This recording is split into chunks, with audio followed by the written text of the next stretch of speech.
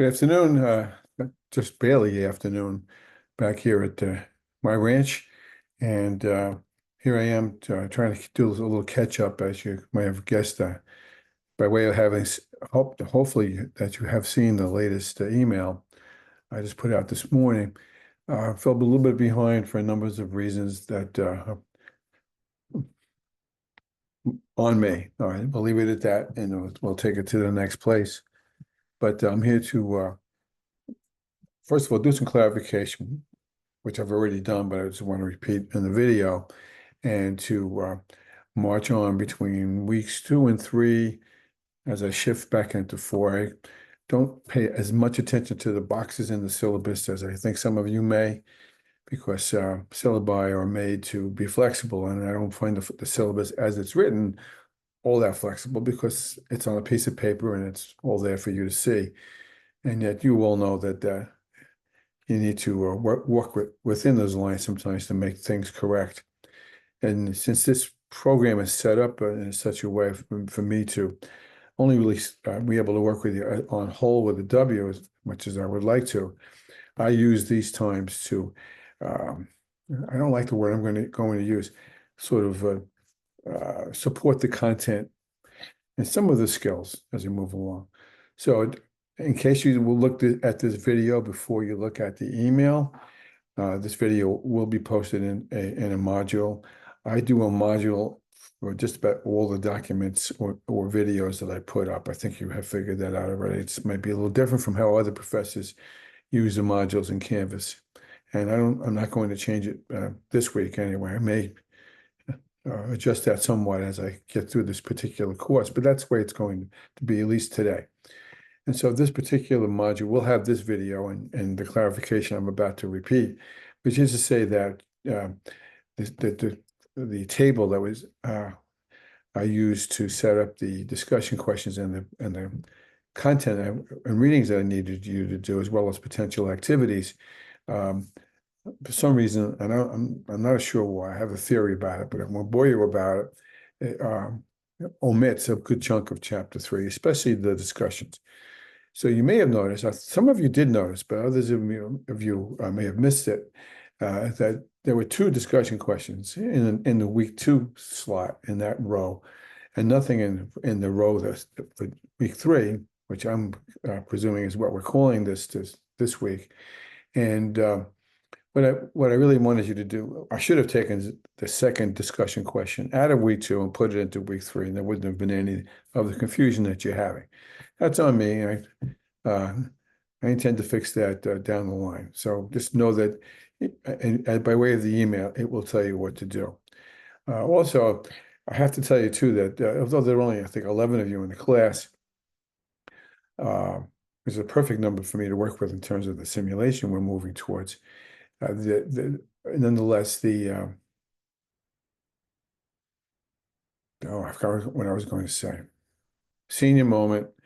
Come back, Richard.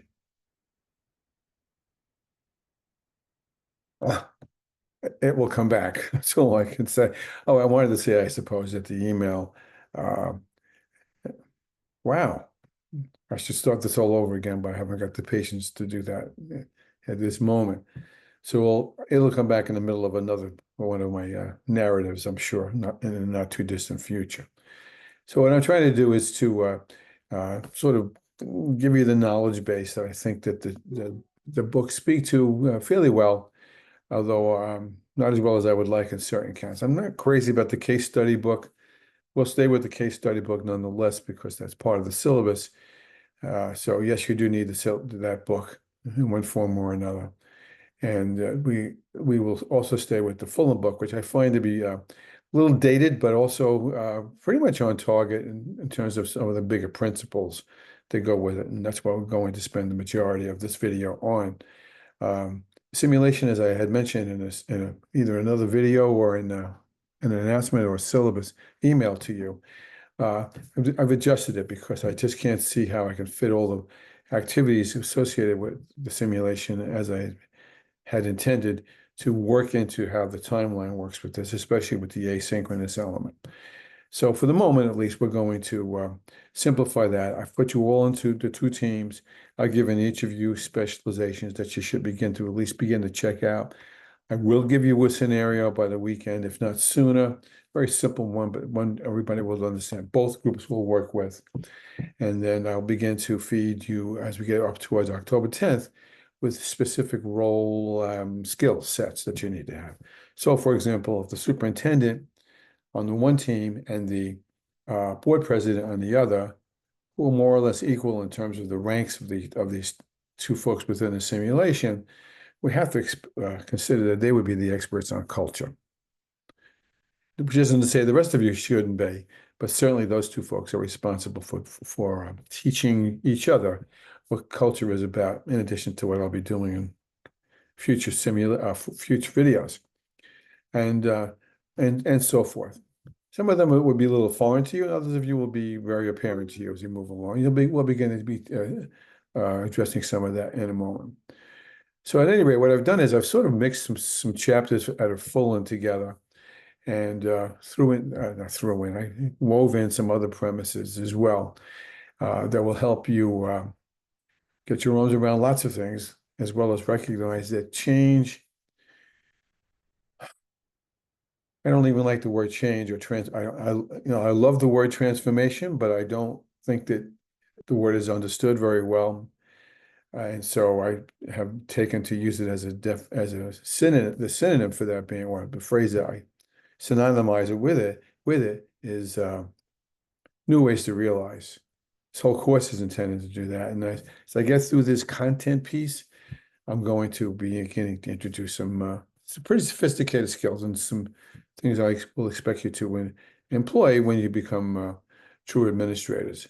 And it will be certainly I promise you, certainly very helpful as I help you complete meaningful strategic plans. You'll notice that week 4 starts to talk about strategic plans. And I get a rash when I talk about strategic plans, having done a million of them in a million different districts, because they're just two-dimensional, not 3-dimensional enough, I think, to truly be the basis for actual change. It takes more about the people part of this and people who are skilled part of this. And that's really what I'm taking here today. Whatever it was I forgot to say, I'll either say in another email to you, or I will say in another video, or maybe even this video. He smiled. Sorry, so what I'm going to do is share the screen.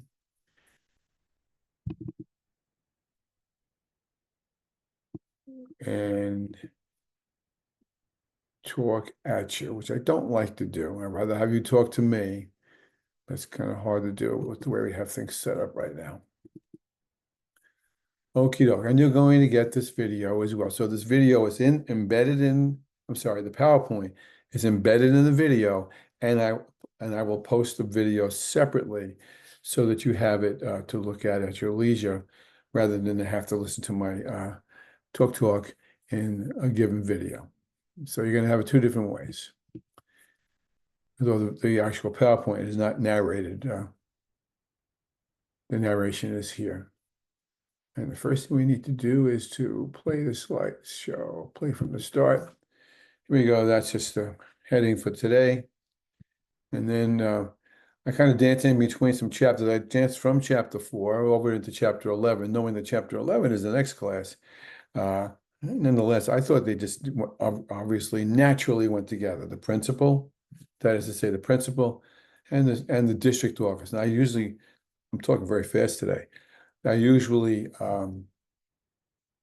when I say superintendent, I mean superintendent probably 80% of the time. But a superintendent is my verb, served by what is often called a cabinet, which is a host of people, depending on the district. I just picked up a student in a course I'm going to teach for another university about district leadership, and she works in Fisher's Island, which I may have mentioned to you before, or if I haven't, I certainly will pretty soon, which has got 50 students in it, K5 or K-12, and that's obviously a very tiny little island, a very tiny little district, way off the coast of Orient Point. which I've been to. It's kind of a delightful place. That principal, rather that superintendent, is also the principal. Think about that. They play double roles as principal and superintendent. This makes financial sense, if nothing else. Uh, and yet, many of you who work in the city, know that even within the districts that you work, every superintendent will have her coterie, to use a fancy word, contingent of assistant superintendents and directors and so forth to help her have anything happen that everybody would like to happen by way of her leadership. And so need to understand the difference between the two. If we're trying to change a school, the question might be, can a principal change a school without the superintendent's support? And the answer is no. Maybe a little, but not really up the road. And so, and as Fullan goes on to say, the principal is the gatekeeper of change, maybe. Now, you have to think about that, and I'm not going to ask you to make a discussion question out of this, but you have to kind of answer that between your ears, and that is like, think about your principal. Now, on a scale of 1 to 10, with 1 meaning not at all, and 10 meaning she's Mrs. John Dewey, she should be this commissioner. Where do you see your principal's role, ROLE role, in fostering change? I think the easier 1 to 10 question would be, to what extent can change happen if the principal is not an agent of change? I think that's pretty easy. Doesn't mean you can't have it. Sometimes you can get some very interesting change. I worked in a building a long time ago where the principal was a good guy and knew his way around a classroom and around a school like few people I have ever known. He just passed away. And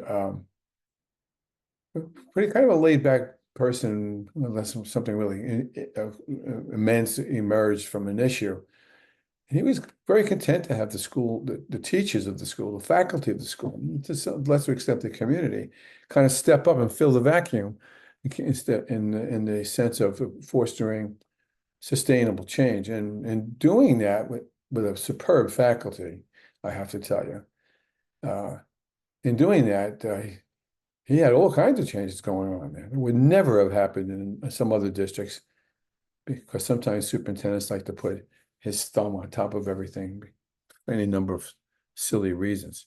So that's the question in terms of whatever change it may or may not be going on in your building as we speak. Where does it come from? I know a lot of you you city people have been telling me that there's all kinds of things coming down from the mountaintop out of Livingston Street in Brooklyn and the Board of Education in the city. But pretty hard to have that happen without a principal making it happen with him.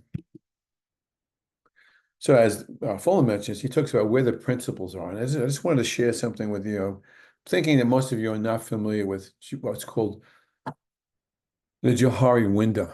Now, you may not see it all that well on this slide. I apologize for that. Joe, I forgot his last name, was a psychologist in Queens College, and his friend was Harry, who was also also a psychologist at Queens College, and they made this little model, and by the way, they call it the Johari window, Joe Harry, for whatever that's worth, and basically said that it's not just school systems, it's you. It's the person who runs the deli or the bodega down around the corner from you, or the person who pumps gas in your car. It's everyone have a construct within their mind about this Johari window says this in 4 different panes. Panes as in PANES, as in the panes in the window. And you can see that I'm not going in any particular order. They're saying that people have a perception of their public self. That is to say, what people know about you and you know about you. So your public persona, if that phrase makes more sense. There's also, related to that premise, there is also what we call the blind self. This sometimes scares me, sometimes pleasantly, but other times not personally, is a blind self. The blind self is what other people know about you, but you don't see in yourself. Then there is the hidden self. That is to say, there are things that you know about yourself that the public or the world does not know about you. This is a terrible example, but maybe you're a serial killer on the side and no one knows it except you. That's a terrible example. It's the first one I thought of. But you might have some secrets and you just don't share with other folks, but you are at least somewhat aware of them within yourself. That would be the unknown self. I'm sorry, the private self. Excuse me, the private self. And then there's the scary one. The scariest one is what you don't know about yourself, and the universe or the world does not know about you either. Now, they're not in any order, just the four panes.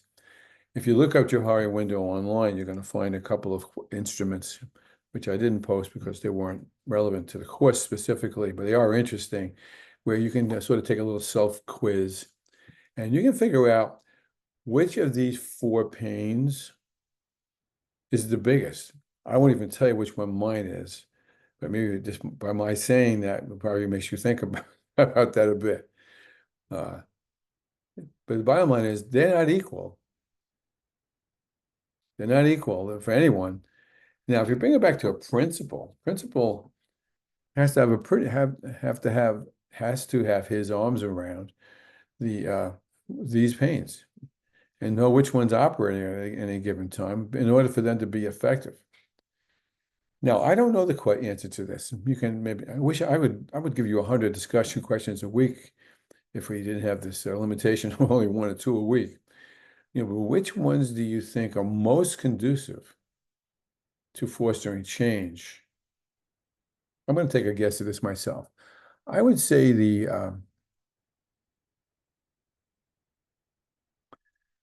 maybe it's too easy to say it this way. I was going to say private self. I'm going to stick with that, man. I could be wrong. That the private self, that is to say, what you know about yourself as a principal or a chair or a district leader for that matter, but we're talking principals here. By the way, this would apply to a district leader just as readily. With the private self, where I know I have certain skill sets and certain things I can say and do that people may not know I'm able to do. And so if I can plug into them, push those buttons, I might be able to move people off the dime to work with me or without me for that matter to effect change. So now with the idea of a principle with the same constructs we all have, but in different sizes, brings us to the next premise. So where they continue to be, because they're the persons who have to deal with all these sources of dissatisfaction that afflict schools, many of which are not our fault, but we somehow have to answer for. Some of them are pretty obvious. I'm going to read them to you, but I'm not going to necessarily elaborate on them. All of them is obviously bureaucratic conflict and role confusion. Role confusion is a crazy thing that goes on between principals as building leaders and the district folks. Quick war story I may have shared with you is that I had my music director come in, not the music director of the district came in when I was formulating a schedule for the coming year. And he said, I need to send Mary Jo, or whatever her name was, the tuba specialist. She travels around the district to do tuba lessons, and she has to be in 11 different buildings in the course of a week. And he says to me, she's going to come to you on Tuesdays at 9 o'clock. And I said, well, she can come at 9 o'clock, but she's not going to have any tuba students because I don't let any kid out of the class, any elementary school child, leave the class for 2 hours because we're all reading from 9 to 11. And he went crazy. And I understood why he was not happy. Well, I said, you can't do that. I mean, the only time I can get it to you is, I said, then we won't know learn tubers. I mean, my faculty wants our kids to learn how to read, and that's how we're using that time. So he went over to the superintendent, and luckily I had, not all of them, but this particular superintendent trusted me a great deal and said, figure out another way to get the tuba teacher there in the back part of the day. That's the way it's going to be. That's role confusion. And you'll see that. You will, do as principals and chairs will run into that because the district leaders have different agendas. They don't have altogether different agendas, but there are definitely different agendas and responsibilities, as you can imagine, that sometimes cause problems. Then you lay it in the premise of who's making the decisions around you. Where is the source of the issues? Are they coming from the top? Sounds like that's what's coming down from the city. At least that's how you perceive it. Or is it coming from the bottom up? Or is it coming side to side? We're going to come back to that in a moment, which is the one I kind of prefer, although I see reasons why you may not. How about the policies? Are the policies any good to begin with? Some of them are sort of silly, phony, artificial constructs to keep everybody in the same place. I was in a building that was extremely innovative, as you might know, guess, and I was doing all kinds of things nobody else was even thinking about. And I was doing it with my staff. A lot of these ideas came from staff, not just from me. And I was getting in trouble for it because the building across, down around the block, there wasn't doing those things. And the parents started to ask questions about it. So I said, let me understand something. I have to not innovate because the other building won't innovate. And that caused a few problems. Clearly, that's why I highlighted the lack of achievement is always an issue, if there is lack of, and it usually almost always is. So that's a source of dissatisfaction for community and district people to think about you. Now, sometimes principals get twisted too. I mean, some principals are perfectly happy to being a principal for the rest of their born days. Part of me wishes I had never left a building.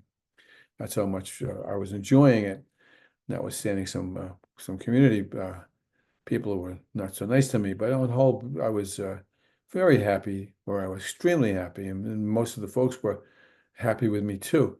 But for other people who may want to move up, to use the word, get promotional activities, sometimes you can get locked into principalships too without and not being able to do much of anything. And that's a negative. And then there are deficits there. So you may say, hey, I need a new social studies book, and the person says, well, we're not buying social studies books today. This year we're buying science books. We have a need with that, and that's a problem for lots of folks, lots of principals. And you get a lot of menial things to do. My secretary would walk in, sign here. I said, what am I signing? That we did the fire drill last week. And I certainly always did every fire drill I was told to do, especially in these days, security drills and so on.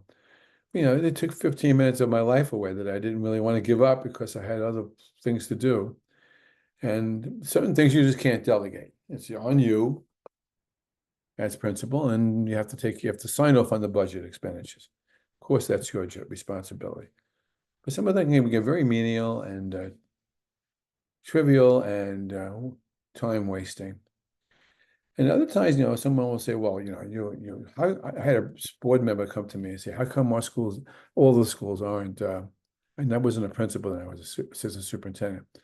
How come I want everybody in this district to be blue ribbon status? I totally agree with her. Completely thought she was right. And we had the capacity to be that.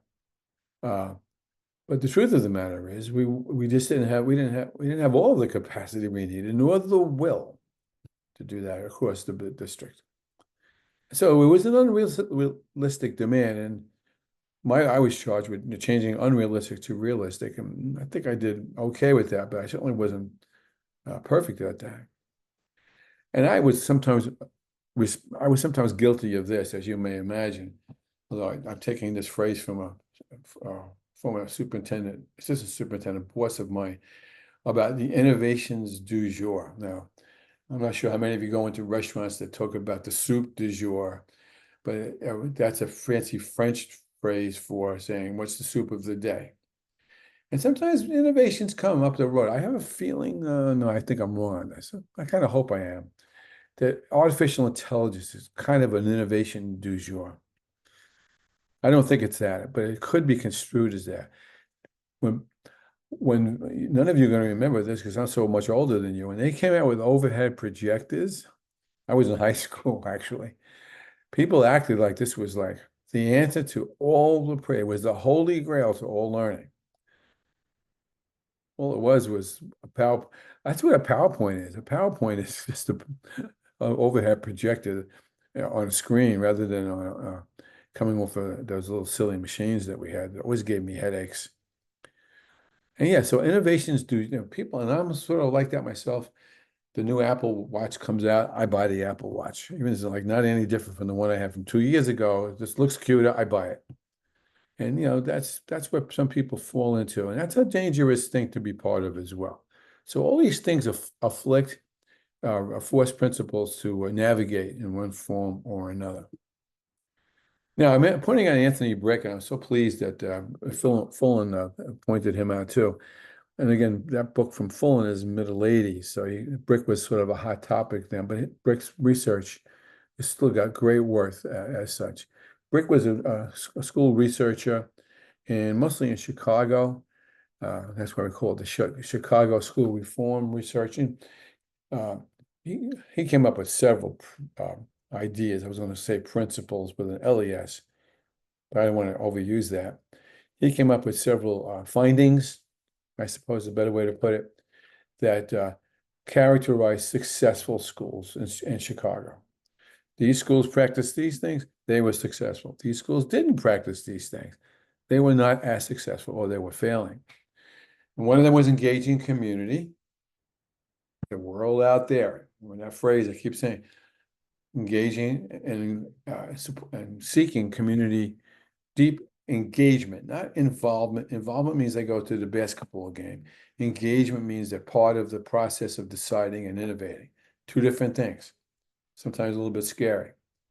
Quick example I have to give you here. So I'm teaching a doctoral class several years ago, and the principal was from the South Bronx. I think she was looking at Yankee Stadium. She was down in that corner of the Bronx.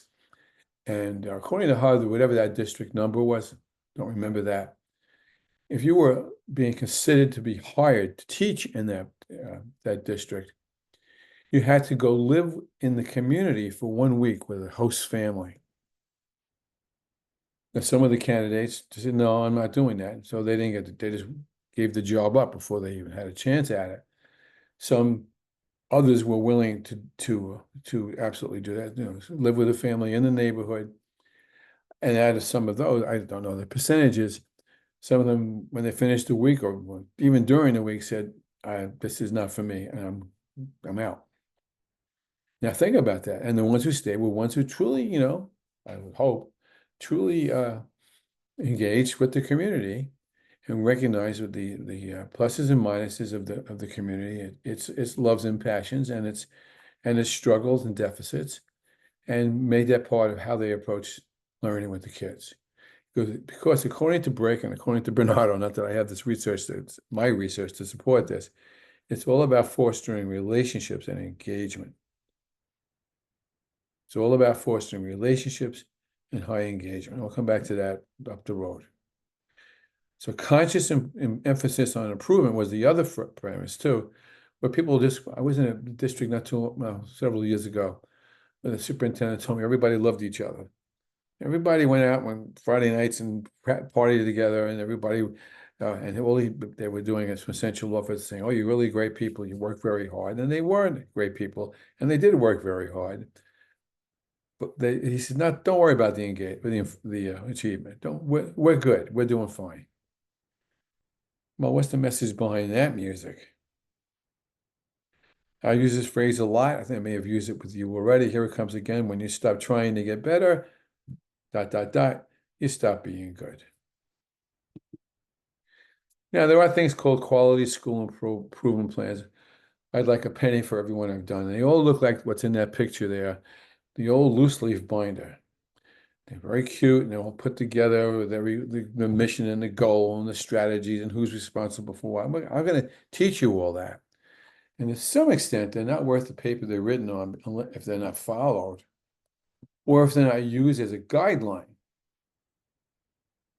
And I'll explain that up the road so we can move through things.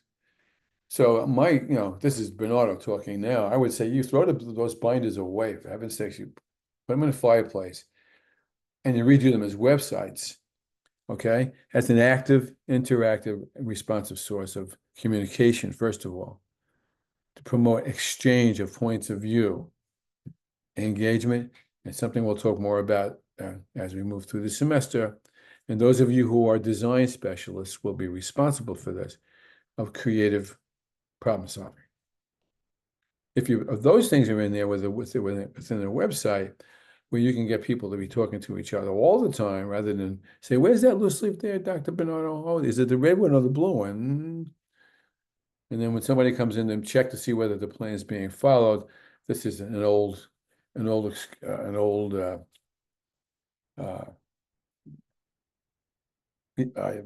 knock on strategic plan. Someone takes the strategic plan and one blows the dust off it. It was done, it was pretty, we spent a lot of money on it. Somebody rode out of town with a chunk of money in their pockets. But if they didn't sustain it by keeping it fluid and flexible and active and organic, it ain't gonna work. It's about capacity. This is taken from one of my books. It's not quite where I want to take you yet, but it does give you a graphic to work from for a moment. And if you look at that, you'll see how that fits into some of the specializations that some of you are going to be playing. You see that phrase, the theory U, the letter U, that's about creative thinking. So you substitute, those of you who are going to be the design specialists in your team, you're going to be the creativity folks. So the capacity consists of creativity. It consists of systems thinking, which I'm going to talk more about in a moment, and which I think you're probably more familiar with than other premises. And it's about the ability to collaborate. Now, see that word, collaborate. Co as in together, not with. Co as in together. And labor as in work. Work with. I'm sorry. Co with. Co is with. Work with, not work for, not work from. When people truly know how to collaborate. How many groups have you been in school committees for this and for that? How many of you have been on there, but people just didn't really thought they knew how to work with each other, but they had no clue. In fact, teachers to some extent are notorious for not being able to collaborate because they're so used to being alone as individuals in a classroom of 30 kids. So there's a difference clearly between principals and principals. Fullan argues closely, and I'm adding some points here about the principal being the lead learner. Many principals do this in terms of fostering innovation, where they will actually go teach classes themselves. So it's not as though they leave the classroom altogether; they still know how to do that. Principals, and this is a phrase I took from someplace. I'll think of the theorist in a minute. MBWA stands for a management by walking around. Now, the M word, the management word, is kind of a four-letter word for me because I don't want principals to be managers. I want principals to be engaged, lead learners, co-collaborators, co-creators with their staff and community to make things happen. But what a lot of principals will do though is they'll manage it by walking around and manage. They'll make sure that buses are on time and the hallway is clean, those kind of things. But it's not as though they are necessarily investing in what the learning that's taking place, the instructional activity and juices that are flowing. The principal is a modeler, in caps. And the principal recognizes and shares learning organization, what I call the learning organization model out of Peter Senge. So those of you who are systems thinkers, pay heed because that's your responsibility in the simulation we'll be dropping into. And that brings me over to the this YouTube, which I'm not going to play now, but you must watch to understand how systems thinking uh, leads to one thing or another. I don't like the rule that came into being, I think, 2 years ago. Major League Baseball was trying to speed the game up. So one thing that they did was they, if you go into extra innings, they they put a runner on second base with no outs, so that the teams can push a runner across more easily than if they started with nobody on base.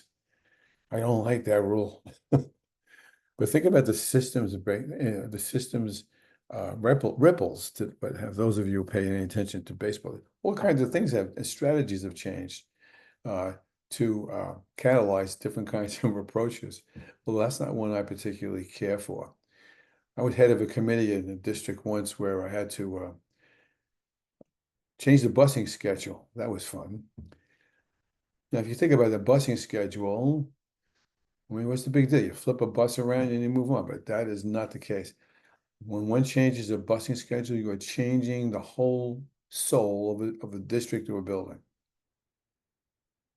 And so the principal or the leader, whether it be district office or a building, needs to be clearly related to how things are related to each other. And we'll see more of that than you probably want to see, but you'll see the importance of down the line. Here's another one. This is a little probably predates most of you.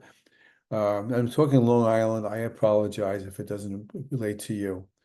I remember when several years ago there was a lot of money for school construction all over the state, and almost all of the Long Island districts took advantage of the money by putting extra wings onto their buildings.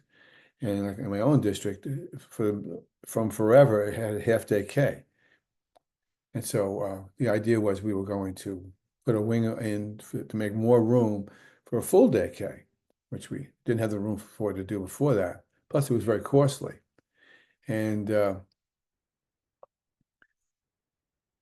people didn't think about the systems needs connected to that. All sorts of needs. The obvious ones is curriculum change, because the ripple effects now go right up to senior year if you think about it. And that's because people who change need to always consider the future. And that you've already heard about, and you continue to hear from me more times than you want to hear before the semester will be done. Now, Senge talks about organizations, not just talking about schools, although he wrote a really good book. I think it's in my reference list for you.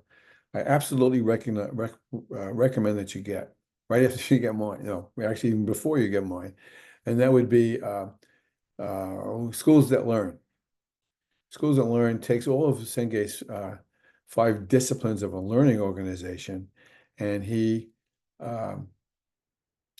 gives examples from schools, districts all over districts and buildings all over the world. Great book. So if you don't think your building or your district is very good at systems thinking, it's a quick way to go back to the chapter about systems thinking and see what some schools have already done to strengthen that. So it's got a lot of premises to this. And what he came down to was the premise of something called the learning organization, which is a dangerous thing for schools to consider. He isn't talking about schools specifically. He's talking about an organization that learns. 2 quick examples, and you'll find plenty of examples in my books, but 2 quick, or in Senge's book, 2 quick examples. Again, maybe before your time. Well, I think of one now. I just thought of this one that you may not remember. I mean, for a time when VCRs were the hot technological item, I'm going to say 20, 25 years ago, people had VCRs and people needed to use the VCR to watch videotapes. And they either tape something from a television show, or they would go to a video store. Most famous one being Blockbuster. And you go into Blockbuster and you get whatever the video of the week everybody else wanted, and hopefully you got to the line before everybody else, and you got The Godfather or whatever movies that were out at the time that you thought might be interesting. And Blockbuster was making a lot of money. Today, there's only one Blockbuster in the whole United States, and you can kind of guess where it is. It's in Alaska. They still use VCRs there apparently, and they still have video cassettes to watch different things. It went out of business. It went out of business because they didn't consider that other inventions were going to kind of put it out of business, like DVDs, which are also out of business now. Now, what happened with those, if you think about it, was along came Netflix. Now, Netflix began by mailing out video cassettes. You don't have to go to Blockbuster to go get it. You can mail it. We'll mail it to you and you'll send it back to us. Then they switched up to DVDs. Then they realized that they weren't going to stay in that business forever. And so what did they do was they turned around and decided to make their own movies, their own type of content. And most every night, yours truly will at least see what's on Netflix. That's something I haven't seen that I may want to see. There's a discussion question for you. Tell me what to watch on Netflix, because I sometimes hit a desert on that. I have to go to some of these other streaming channels. That's an example of an organization that's learned to continue. Okay. And this is right now and is in flux. I can't forecast this at this moment either. We have AI, artificial intelligence. To what extent you can, you can speculate, but you don't know for sure yet. What's the possible, probable, and preferable futures for schools with, excuse me, with artificial intelligence in place? We already know students are lifting or using artificial intelligence to get around some things with us, and also using it to really enhance their own learning. How many teachers do you know are using AI in their buildings? The majority, some. Is it allowed? Okay. And so we can project and we can think about artificial intelligence as another technological advance is assured of having some kind of influence on the future of education.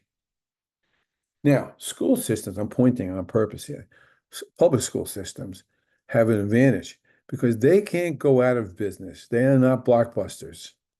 They don't go out of business, although some people would have you eliminate public schools. Take a look at the political agendas for the coming election. Some people would have you get rid of public schools.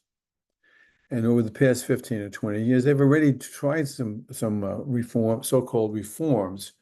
Most famous one, I think, being charter schools. And having sat on a charter school board for 2 weeks before I quit, I have some comments about that down the line. But thinking it goes on to do is he identifies 5 pieces of that have to be in place, practices that a leader has to have in place with her staff, with her community, to assure that it's going to be an organization that plans properly for AI. That doesn't go the way of Blockbuster as such.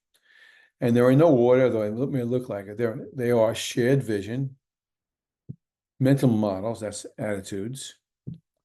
They're systems thinkers. They can see how things connect or don't connect. They know how to learn as a team. And they also help their staffs acquire new skills. Now, I'm doing this very quickly. I want you to assess, not yourselves, I want you to assess your building between your ears. This is kind of important because if these aren't in place, then how can we promote and nurture change? Is there a shared vision? To what extent do people know the shared vision? To what extent do people commit to shared vision? Or is it just a phrase on the top of a wall when you walk in a building? What's the mental model in this? What are the dispositions? Now, this is a little dangerous. I want you to consider this. The mental model is not about having a real positive Pollyanna, Rebecca of Sunnybrook Farm, super optimistic model about everything that goes on in the school. That's misleading. What is better to speak about is that the organization, right, the members of the organization allow each other to express points of view and hear each other. And sometimes hear some negative things, but make those go away by taking care of them rather than burying them someplace. That's the difference between what people sometimes may think. We've already talked about systems thinkers. And we're going to talk more about that. And again, if you're thinking about the specializations I'm giving you, you can see how these are all a part of this. How many people have been in build committees? We have already asked you this, where the team did not know how to learn together. That the team was overrun with people dominating it, or was too busy, as in the Tower of Babel, if you know the Bible story, were too busy babbling over each other to hear what each other is saying. And the tower comes tumbling down. Now, if AI is on the horizon, or if it's here for that matter, depends how you want to interpret that. If I'm a student, or rather a teacher, and I go to my principal and I say, yeah, I think I got some ideas about this, but I want to take some courses on it. I want to go to this workshop. Um, can I take a personal day, a professional day? No, I have to have you in class. Can't leave the class. Or, hey, you go. Not only do you go, but come back. I want you to speak to the faculty about it. Two different approaches to personal mastery. Many of you know people who work in private industries who know that there's folks being sent for training all the time, according to the needs of the organization. Now, saying those five premises prevail. I was just talking to a student of mine. I met on a flight to Italy. Former student of mine, he's a doctor. He's a superintendent now in the city, and he did his doctorate on these five premises, and he measured school buildings in his district before he was a superintendent for how people assess the extent of these existences, and he found that the buildings that didn't do well on certain exams, state exams, standardized exams, didn't have those five premises in place. The ones that did do well also were practicing those skills. As simple as that, but it's very clear. Now, if those five premises exist, I've got a building that's ripe for change, for innovation. If it isn't there, you have to fix that before you go ahead to try to get the change off the ground. Again, knowing your culture, knowing your practices. Now, let's quick flip over to district leader as catalyst. I may have used this analogy, or is it, a metaphor, I guess it is. But here it comes again. What is your district, when we switch from principal over to district leader briefly? I'll talk probably more about this maybe next week if I think it's necessary. Where if you might have gone to a wedding now and then where the people have the you can go into the reception and they have a chocolate fountain that looks like that thing next to Spider-Man. And then what you do is you take a cup. It's kind of skeevy if you think about it. You take a cup and hold it under the fountain so you can drink whatever, the liquid chocolate, or maybe put it into another drink, where things cascade down from a top-down approach. Or I should have used the spider web there, but it was too taken with this image of Spider-Man. Is it a spider web where there's the school structure, the district, or the building is constructed or metaphorically considered a web, so that as with a real spider web, when the insect gets caught up in the web up in the corner, the spider can scoot across the web to devour that insect, because the vibration of the web tells the spider what's going on all around the web. So everyone's sort of connected with everybody else. They're all actively engaged to pay attention to what the decisions are. Now, which one is more ripe for change?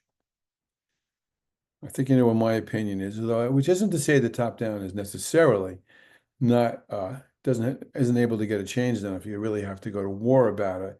But that won't last. Take it to the bank.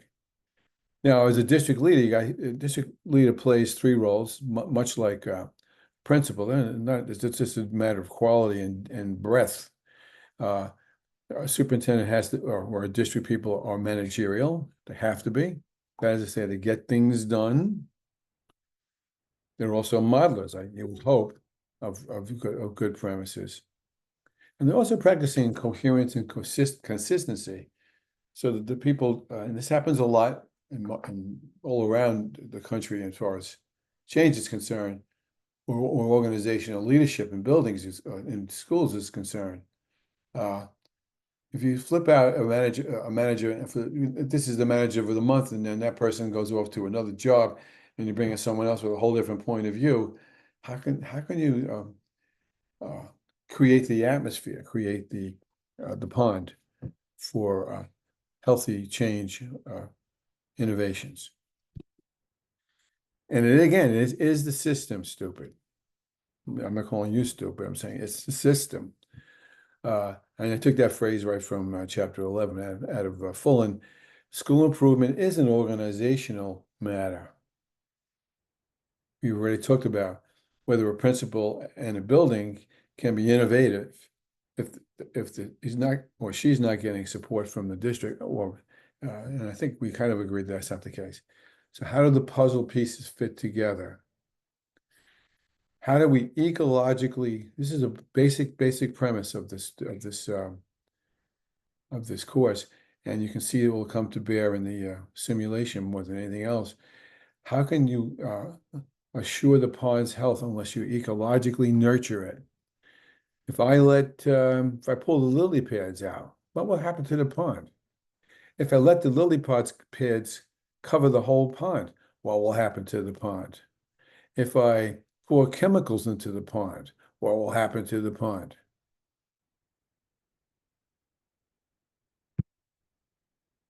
That's all about now this is the very last point, one of the few last points is about, it's about the world out there, and the government clearly has a role. By the way, I think you all know about, just say in case one of you forgot, the federal government does not have specific regulation roles about state education departments. There are 50 state education departments, and they run their own roost, so to speak. Constitution does not provide for federal regulation. However, the federal government has its thumb pretty much everywhere. Certainly state governments do, as we all well know. Now, what's the role, and this is just a kind of a philosophical point for the moment, what's the role that they're playing in large-scale reform? Certainly they've tried. We'll talk more about that when it's appropriate. Do they thwart,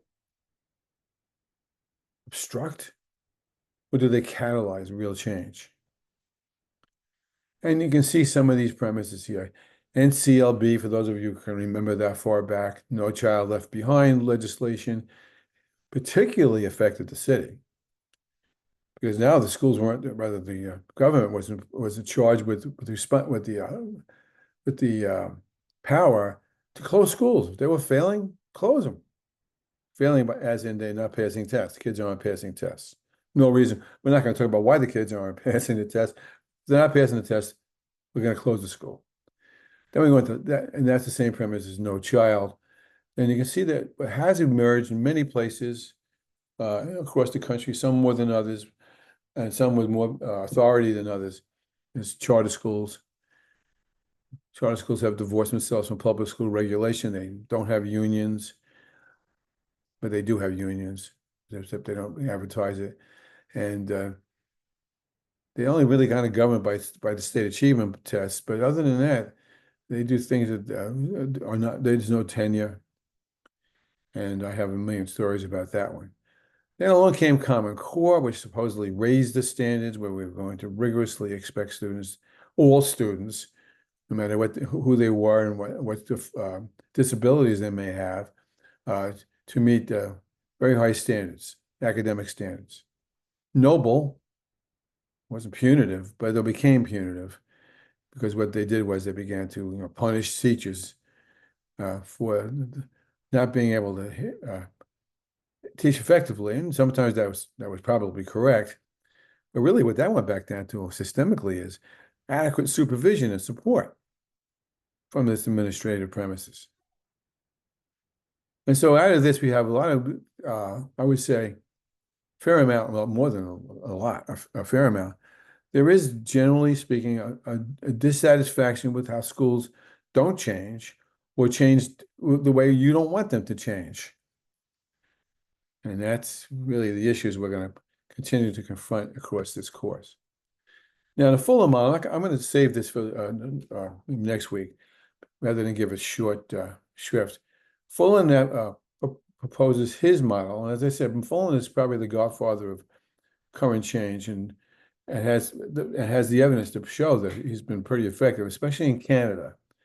The Fullan model, put as simply as we can right now, is about professional capacity. That is to say, creating the muscles, the lung power, the intellect to support, to create, and to support that support teachers from the bottom up to do what they need to do by way of that.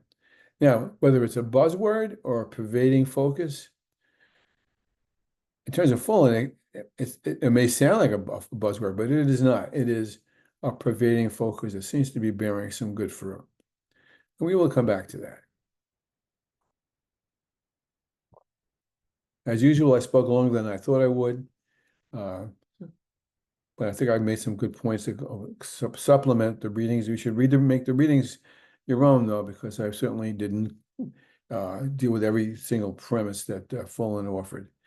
I'm finding that the case study book needs to be revisited, but for the moment, stay with the case study assignments.